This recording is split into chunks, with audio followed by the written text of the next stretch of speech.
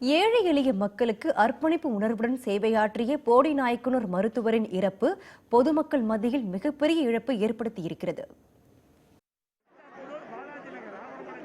சாதி மத பேதமின்றி அனைத்து மக்களும் கலந்து கொண்ட இந்த இறுதி ஊர்வலம் கோவையில் நடைபெற்றது.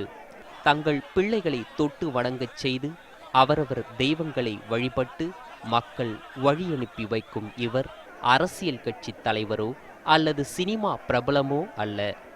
மக்களின் நோய் தீர்க்க தனது இறுதி நாள் வரை உழைத்த மருத்துவர் பாலசுப்ரமணியனின் இறுதி ஊர்வலம் இது. பாப்பம்பட்டிங்கிற ஒரு சின்ன கிராமத்தில் தாங்க அவர் ஃபஸ்ட்டு பிஹெச்சியில் வந்து ஜாயின் பண்ணார். அப்போ இருந்தே வந்து பார்த்தீங்கன்னா இந்த கிராமத்து மக்கள் வந்து முற்றிலும் ஒதுக்கப்படுறது, இந்த ஏழை மக்கள் வந்து முற்றிலும் ஒதுக்கப்படுறது வந்து அவருக்கு வந்து இதாக தான் இருந்தது. ஃப்ரீயாக தான் பார்க்கணுன்னு நினச்சிருக்கேன் அப்படின்னு சொல்லுவார். ஆனால் வர்றவங்க பேஷண்ட்ஸ் தான் வந்து பைசா வாங்காமல் நீங்கள் எப்படி பார்ப்பீங்க, ரெண்ட்டு கொடுக்கணும், வாடகைலாம் கொடுக்கணும் அப்படின்னு சொன்னதுனால அப்பா 10 ரூபா வாங்கிட்டு இருந்தாங்க ஃபஸ்ட்டு.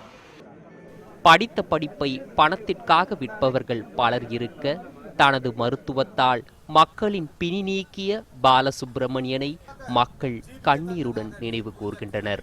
இந்த 20 ரூபாய்க்கு மேலே ஒரு 5 பைசா வாங்க மாட்டார். அந்த 20 ரூபாய் இருந்த குடும்பம் இல்லைன்னா பரவாயில்ல, போங்கன்னு சொல்லி அனுப்புவார். எங்களோட நோயை அவர் வாங்கிக்குவார்.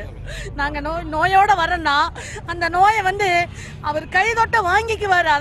பொருள் மீது விருப்பம் இல்லாத மருத்துவருக்கு மற்றொரு விருப்பம் இருந்ததாக கூறுகின்றார் அவரின் நண்பர் மனோகரன்.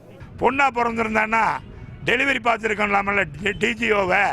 அப்போ வந்து ஒரு தாயையும் சேயையும் காத்த ஒரு பெருமை எனக்கு கிடைச்சிருக்கல மனோகரன். அதனால தான் பெண்ணா பிறக்கணும்னு ஆசைப்பட்டேன்.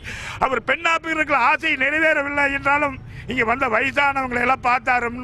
அந்த பெண்களை வயதான குழந்தைகளை பார்த்தாலே அவங்க நோய் இவருக்கு வந்த மாதிரி பாவிச்சிருவாரு.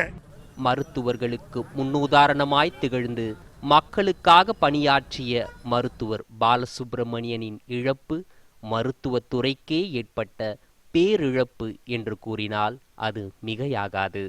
கோவையிலிருந்து சுஜின் சாம்வெல், நியூஸ் 18 தமிழ்நாடு.